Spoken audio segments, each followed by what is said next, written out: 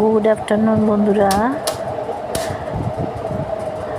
আজকে আমার বেঙ্গলি লাঞ্চের মেনু সেভাবে তোমাদের দেখানোর মতন কিছু নেই, তাও দেখাচ্ছি। অ্যাকচুয়ালি আমার একটা ক্লাউড কিচেন আছে, যেখানে আমার মাঝে মধ্যে খাবারের অর্ডার আসে অফলাইনে, অনলাইনেও আছে, জোম্যাটোতেও আছে। কিন্তু জোম্যাটোটা আমি এখন বন্ধ রেখেছি, যেহেতু গ্যাসের সিলিন্ডারের প্রবলেম আছে। আর অফলাইনে অর্ডার করলে আমি তাদেরকে ডেলিভারি দিই। আমার আজকে অর্ডার ছিল প্রায় 8 জনের মতন ফ্রাইড রাইস, আর ওরকম পরিমাপেই চিলি চিকেন, আর তার সঙ্গে আরেকজনের অর্ডার ছিল কষা মাংস, ফ্রাইড রাইস আর কষা মাংস। এবার আমি চিলি চিকেনটা কমপ্লিট করে পুরোপুরি ওদেরকে দিয়ে দিয়েছি, কারণ ওইটা